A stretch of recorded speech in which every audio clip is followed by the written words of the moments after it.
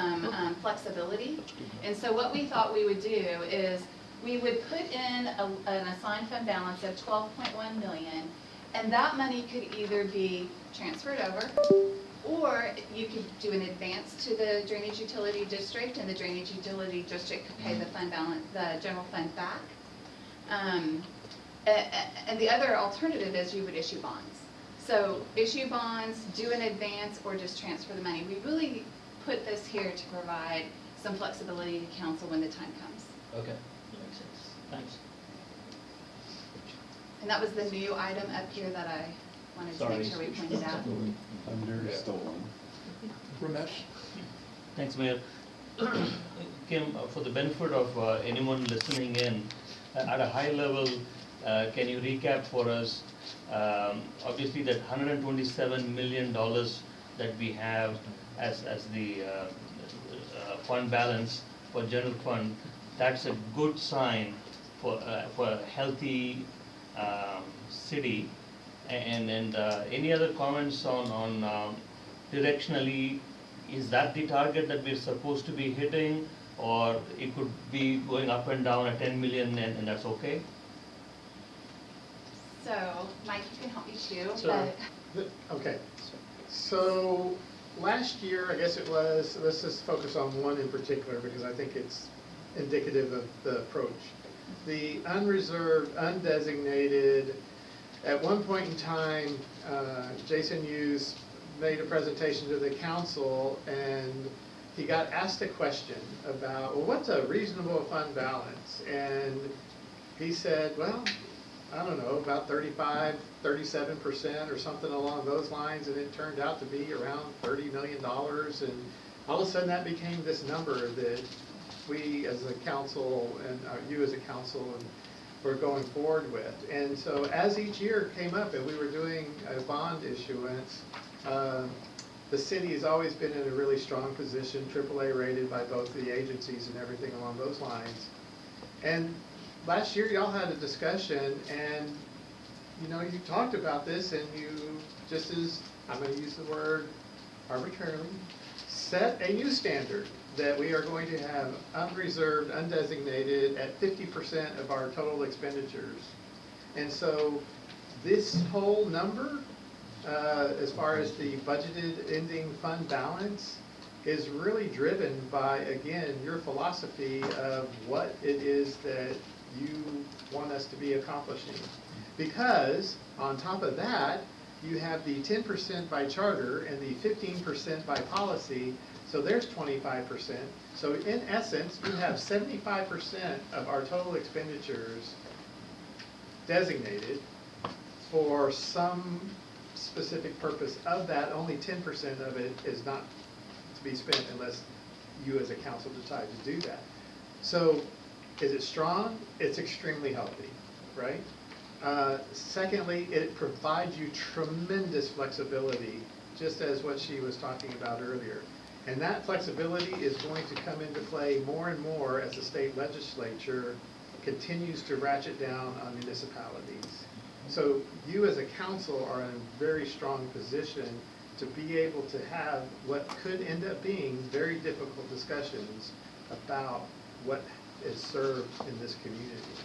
So there is this proverbial checklist that, if you remember, Jason kind of walked through that one time on the AAA rating, and you'll never see something about a percentage of your unreserved, undesignated fund balance, but you will see some reference to fund balances are strong. And so across the board, the council has been extremely, I'll use the word conservative, for all of our fund balances in all of our various buckets, I will say. So I hope that responds to your question. Yeah. So I'm going to add, Yeah. part of that was driven by the AAA rating. And for years, Standard & Poor's and Moody's refused to give their criteria for what actually would contribute to a AAA bond rating. And about 2 or 3 years ago, I don't remember if they basically started to admit that there was a number, and Jason said it was 35, maybe 40, we decided to play on the conservative side. The size of the city is a big factor, and the smaller the city you are, the more difficult it is to get the AAA. So we collectively decided to go for 50% unassigned fund balance, just to protect that AAA rating. So, in simplistic terms, from a personal finance standpoint, can I treat this as something that I have invested in the stock market, and if I want to buy a home, I still go take a mortgage, and that would be the equivalent of taking a bond for, let's say, building a new park? I'm trying to... I'll use the conversation that we had with Bijou, right? I mean, this is a good way to do this. Because you have the flexibility, and I know that there's a concern. Let's say that the sales tax goes against us, the state changes the law, and our sales tax gets reduced by 50% or something along those lines. Because of the way that you have supported to do the budget, we are in a position of, you can use cash if you want to. You can do a general obligation bond if it needs to be done. Or you can issue certificates of obligation as long as they're still allowing us to do that. So where you're talking about doing a mortgage on a loan, I guess is the way to say it, or a mortgage on a home, we have the three options. You may need to have the mortgage, right? We don't necessarily have to need the mortgage. You can pay cash. I'll give you a specific example. We came to you about the fire stations. We have the set aside for the fire stations for the cash to be able to do that. We passed a resolution for reimbursement that if you choose, you can then go out and issue debt, because that is a 50-year investment, right? So you can go out and issue debt and then, quote, pay back the general fund again through the fund balances, that then frees you up to do something else. Does that make sense? It makes sense. And then another way to look at this, and I'll use this as a story. I'm picking on Bijou because he was in our office yesterday. Right. So hope this makes sense. You plan for a big trip. And so you take your monthly income or whatever, and you set aside and put over here for this big trip. Along the way, at the end of the year, you have so much money ready to go for that big trip, right? So you save that money. The next year, you may not be taking that big trip. So are you going to continue saving, or are you going to build it into your daily budget, right? Well, you survived this year without it. That's how we operate. Our operations and maintenance are operating as if we don't have that money. And so this goes to when Don has kind of raised sometimes before about, well, what happens when it stops coming in? That's why we've done it this way. We have not, I used the story yesterday, Round Rock went the complete opposite. They kept using the sales tax in their operations and maintenance, understanding that there was a risk. That's how their council chose to go forward. That's not how we chose to go forward. So the excess money we have from this savings or excess money from the sales tax, we've been moving money from that bucket to do many of the projects we are doing today. I get that. I guess let me restate my question. Right, and I understand the benefit of INS line item.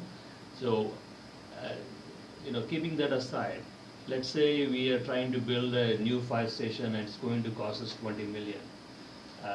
What are the pros and cons of using 20 million from this fund versus issuing a bond? So that's where I'm coming from. Yeah, and the analysis, I'll just use the current market right now. In the analysis, what are we drawing on interest on our own money? What are the interest rates in the market? And are they reasonable, right, for us to be able to come to you to give a recommendation to say, we have these two options, and in this option, this is what it's going to cost us, and this option, this is what's going to cost us. Here's the piece that though in that evaluation, what is the risk of not having that cash anymore? Yeah. Right?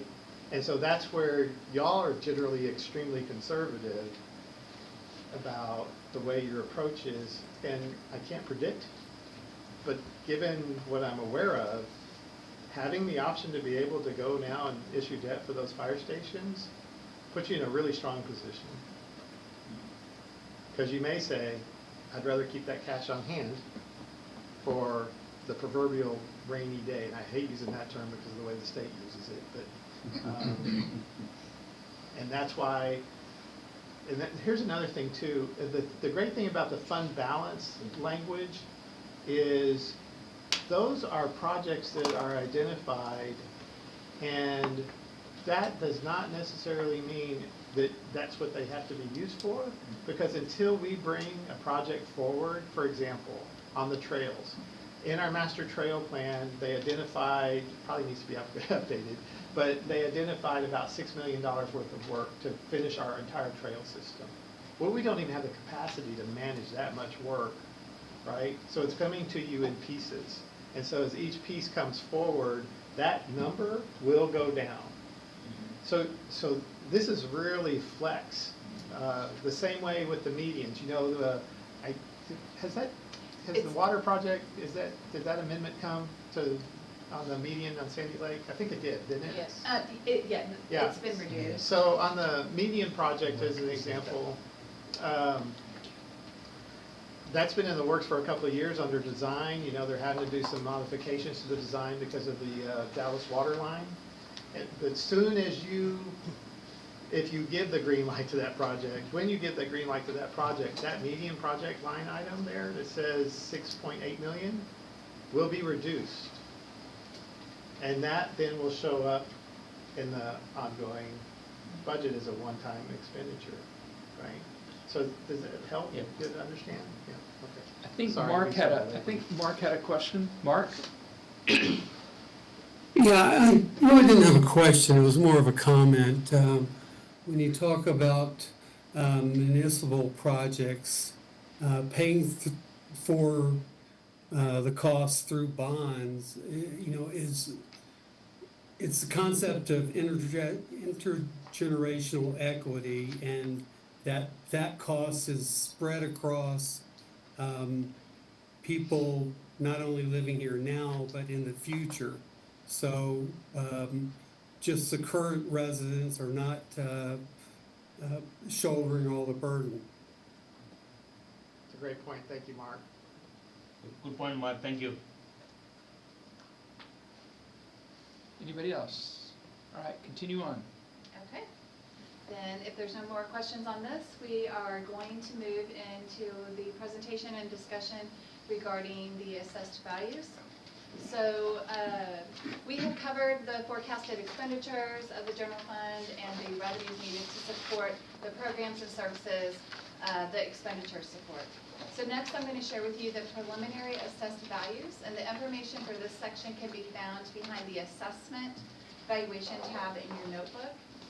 The information I'm about to share is very preliminary, as it's from July 8th report, which is 17 days before the date that we receive certified values, which will be this Saturday, July 25th. So I included this chart, and I wanted to share it with you before we cover the July 8th values. And so what this is showing you is it's showing you the values as of June of 2025 compared to June of 2026. And so this is the first page in your notebook behind the assessed valuations. And the change in value between these two time periods is an increase of 2.93%. And I'm only showing you this so that you can see how values change over time as the appraisal district does their work. And so I want you just to remember that the value in June was this almost $13.7 billion. Because now I'm going to show you a comparison of the July 8th to the certified values for 2025. But what I want you to notice is that almost 7 million, by July 8th it was down, or billion, it was down to 13.3. So you can see that they're working through any of the protests they have and updating numbers. They're working through any exemptions that need to be added to properties and doing all of their due diligence to get us certified values. So this slide shows that the increase of, in certified values from 2020, the 2025 certified values to the July 8th, we have an increase of 6.88%, or about $858 million. The 30-year average increase between years from when we get preliminary values to certified values is about a 4.6% increase. And so that would mean that our values would come in at about 13.2, which would be about a 5.81% increase over the 2025 certified values. Let me see. So the bottom, and it's not on this slide, but I did want to point out that the bottom section of page 2 behind the assessed valuation section of your notebook does show the reasons for the growth, which is either new construction or reappraisals, with reappraisals really driving the increase in values. I also wanted to point out the very low increase in business personal property. That value, it's only 0.06, and I want you to recall that last November, voters were asked to cast ballots on whether they would approve a constitutional amendment increasing the exemption on business personal property from $2,500 to $125,000. That measure did pass. The voters did approve that, and I think that we are obviously seeing the impact of that on our business personal property values, and so that, because that growth is normally in the 2 to 3% range. So, Kim, I'm not following that, because the numbers I'm looking at are not what I'm on page 2. So, so they're on page 2 at the bottom. Well, actually,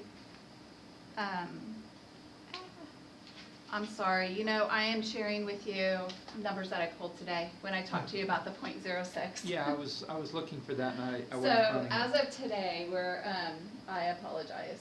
As of today, the taxable value is about 13.2.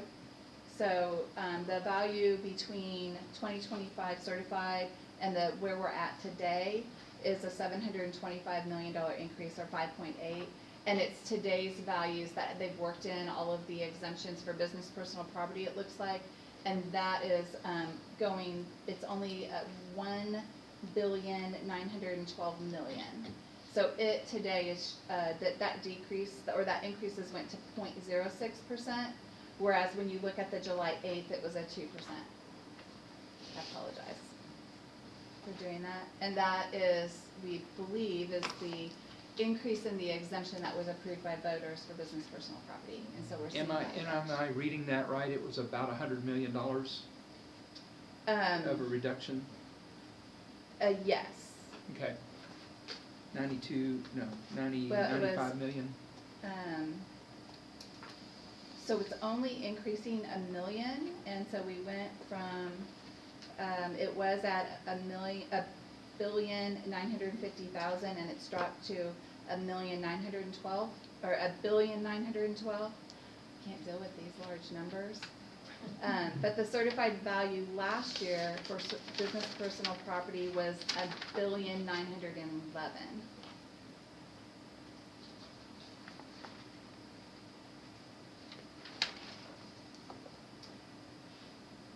And if you look, it's really, the increases are really primarily due to the reappraisals.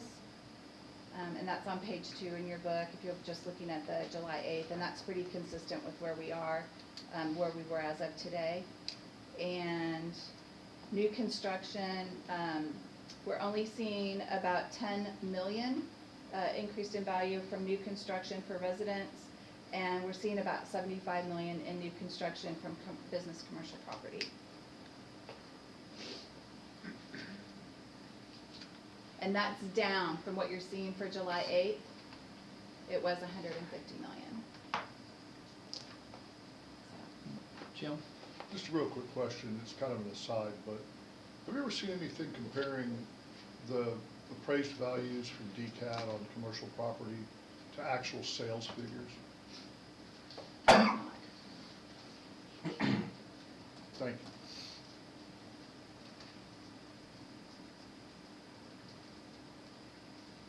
Anything else on this one? That really is, I just, again, we're. Kim, expect- Sorry, Yeah. Ramesh? Thank you, Mayor. And Kim, again, for the benefit of anyone that's listening in, as far as the revenues we collect, it's still 3.499 of last year revenue.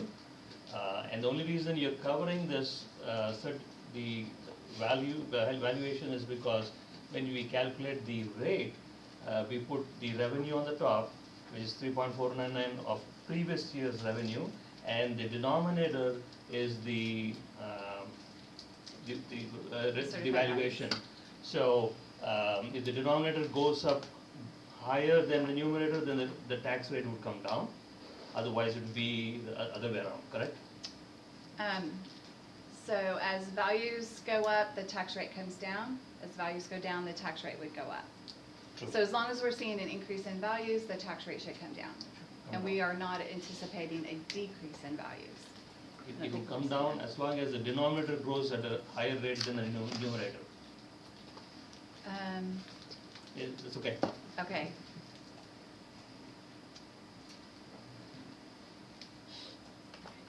Thank you. You're welcome. Anything else? I do want to point out a couple more things. One is that the residential properties with a homestead exemption can only increase 10%, and no more each year. I also wanted to mention, we've been sharing with you that there was this circuit breaker legislation that was passed in 2023 that it limited to a 20% increase in appraised value of non-homestead real property that was valued under $5 million. So rental properties would have fallen in that category, and small businesses. But the circuit breaker limitation actually does expire at December 31st of this year, unless the legislatures vote to extend it during their legislative session next year. So it's just something we'll be watching to see if they extend it. Question. So Kim, even if the 10% valuation goes up, it doesn't matter, correct? Because we are only increasing by 3.499 from last year's revenue, correct? The impact that the increase in values has is it impacts your tax rate, right? Because I can only, my revenue, I can only increase it the 1,600,000 that we shared earlier, right? That was the 3.499% increase. I can only increase it that much. Right. So the values are just gonna determine what rate do I need to generate that 1.6. Right, so even if the property value goes up by 10%, it doesn't matter to our calculation here. We are only looking Correct. at 1.6 million, correct? Correct. Yeah. But it does affect the tax rate of the resident. Tax rate will go down anyway, because they went up, the valuation went up. You're right. Yeah.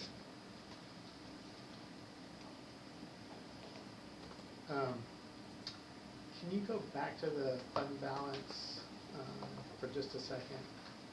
Because one of the things that property tax reduction lawsuits after certified values, do you want to talk just a minute the reason why we've created that now after the last couple of years? Actually, we created it last year. We did. So what happens is we get certified values and we build a tax rate based on those certified values. And then what happens is they're continuing to work through people who have protested. And so what we find, or lawsuits, there are lawsuits out there that have been out there for multiple years that aren't settled and may be settled during this year. And so throughout the year, they send us what's called a supplement. And what the supplements do is they reduce the actual taxable value of property. So we may think that we are going to generate $48 million in property tax for the general fund, but at the end of the day, as they're working through and they're decreasing that value, and typically they're decreasing, they are not increasing. So we ultimately, and we have been actually collecting less property tax than what we set the tax rate at for the year. And that is simply due to the supplements that happen. And so I pointed this out to Mike, and that's when we decided that we really needed to create this lawsuits after certified values, because more and more, both appraisal districts, Denton and Dallas, tell us every year, we have more protests than we've had the previous year. We have record protests. Denton didn't know that if they were gonna be able to get their actual certified values for this year. They thought they were gonna have to do certified estimates, because they had so many protests, but they notified us that they're working through them and they're gonna be able to actually provide values. And this is important because when we get the calculation, because they had to provide the calculation, they use the lower number. They don't use, so that 3.49% that you're talking about, right now we're using it based on the budget, but they actually calculated on the lower number. Does that make sense? Right, Yeah, they go ahead. start, our starting point is less than the starting point I'm showing you. Their starting point is where we actually end up after all of the supplements. But we are showing you the budget, so it can So- Yeah, fluctuate. so the reason why we did this is because it's forward-facing. We're not gonna know that until we're developing the next year's budget. So we came to you, and now you probably don't remember this, but we came to you and said, we need to create this line item because they are starting with a lower number, which then has a material impact on the calculation for the budget that you're considering. So when we get that information, we'll know what number they use. It's a good thing you added that line item. Right. I support that. Yeah. And in future, 6 months from today, you can come back and tell us, out of that 5 million, how much If we was- had to use any Right. at all, that's exactly That right. would So be far, we helpful. haven't. We Yeah. haven't. Right. We've been able to, I mean, sales tax, there's no reason to come ask for it because. Right, right. So, It's just a weird thing in the law. Jim, Ramesh, and then Don. Okay, so I know there's a deadline by which people have to protest their appraised value. Is there a deadline under the law for the appraisal district to issue a final disposition of that protest? It goes to those lawsuits and those Right. challenges. Well- That's, to your question, some of the lawsuits are multiple years. And they could Right. show up in this year's budget, as far as the values are concerned.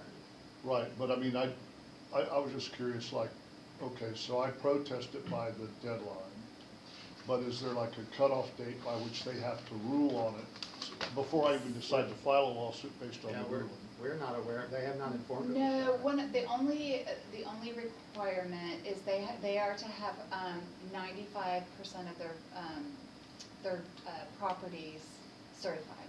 The values of 95% of their properties certified. By July 25th of every year. So we really don't know But- when we're gonna get the final number. But if they don't meet that, they can certify estimates. Yeah, of course they can. And that is allowed Right, and because the- of all of the protests. Right, and the biggest, quite frankly, it's not the residential, it's the commercial property. Yeah, well, I mean, they're only jacking it in 24 by 54%, I mean, what's the protest? Why would anyone care? But anyway, that's just a little nuance in the budget process that, you're not necessarily gonna think about, but Right. we have to be aware of. No, I was glad to see you guys recommend that, I thought that made sense. It just builds a little insurance against a And variable. it's a very first specific item, Ramesh? thank you, Mayor. And Kim, I hope I can describe this correctly. So this is new information. I was not aware that we have these lawsuits and the valuation usually goes down. So at the beginning, at the end of this process, in the next couple of months, if we come back and say your tax rate is 37 cents for every dollar or whatever. Yes. Sorry. Whatever rate that we calculate, we based it on a denominator that was actually higher than what it turns out to be. So if we calculate 37 cents, the resident actually should have paid 38 cents. but we gave them a lower number, because, we didn't account for the lawsuits. Am I stating that correctly? we're not gonna know that.